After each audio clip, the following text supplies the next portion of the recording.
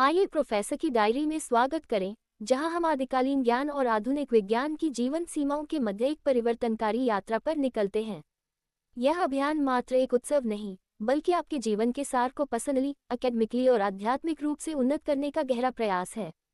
आज हम उस यात्रा पर हमारी दृष्टि स्थापित करते हैं जो संज्ञानात्मक विज्ञान में बायां और दायां गोलार्धों के मिथकों पर लगाए गए सीमाओं को पार करती है। जैसे ही बाहरी दुनिया गोधूली के शांतिपूर्ण सरेनाद में विलीन हो जाती है, मेरे अध्ययन की पवित्रता में मेरे विचार अपना आश्रय पाते हैं। पुस्तकों की मौन साध्यता से घिरा हुआ एक शैक्षणिक जीवन के प्रयास से जन्मे चिंतन खुलने लगते हैं।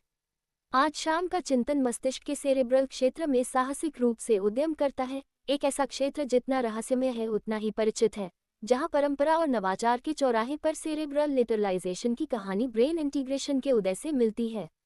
हमारी यह कहानी न केवल वैज्ञानिक विकास की एक गवाही है, बल्कि मानव ज्ञान और प्रेरणा की जटिलताओं की समझ के विकास की भी प्रामाणिकता है। 20वीं शताब्दी के अंत ने संज्ञानात्मक विज्ञान और लोकप्रिय मनोविज्ञान को बायां बनाम दायां मस्तिष्क प्रमुखता के सख्त विभेद में मोहित कर दिया था। इस युग ने माना कि मस्तिष्क के गोलार्ध स्वायत्त इकाइयों के रूप में मौजूद हैं, प्रत्येक अलग अलग संज्ञानात्मक साम्राज्यों को नियंत्रित करते हैं। तर्क, भाषा और विश्लेषणात्मक कठोरता के गढ़ के रूप में पूजित बायां गोलार्ध को दायां गोलार्ध के विपरीत रखा गया था, जो रचनात्मकता, अंतर्ज्ञान और स्थानिक कौशल के अपने राज्य के लिए प्रशंसित था। विश्लेषणात्मक सम्राट के रूप में बायां मस्तिष्क ने एक उत्कृष्ट भाषा विज्ञानी की सहजता से भाषा के क्षेत्र का। फिर भी जितनी आकर्षक ये कथा एक बार थी, 21वीं शताब्दी के उदय ने एक वैज्ञानिक पुनर्जागरण ला दिया जिसने सख्त गोलार्धीय संप्रभुता के लिए उत्साह को कम किया। एडवांस्ड ब्रेन इमेजिंग तकनीकों के उदय, विशेष रूप से functional magnetic resonance imaging fMRI ने पहले से कल्पना की गई तुलना में एक अधिक एकीकृत और गतिशील मस्तिष्क डोमेन का खुलासा किया। ये नवीन परिदृश्य दिखाता है कि मस्तिष्क के गोलार्ध एक शाश्वत संवाद में लगे हुए हैं, मानव संज्ञानात्मकता की जटिल टेपेस्ट्री को बुनने के लिए सहयोग करते हैं।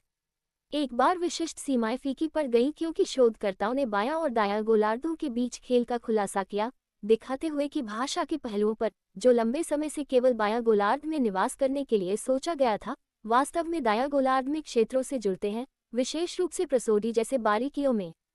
इस खुलासे के साथ बायां और दायां मस्तिष्क की सरलीकृत दिचोटनी के पार एक समग्र मस्तिष्क की गतिशील क्षमता के लिए हमें स्वागत करना चाहिए, एक ऐसी दृष्टि जो मानव मस्तिष्क के सामंजस्यपूर्ण संगीत कार्यक्रम को गले लगाती है।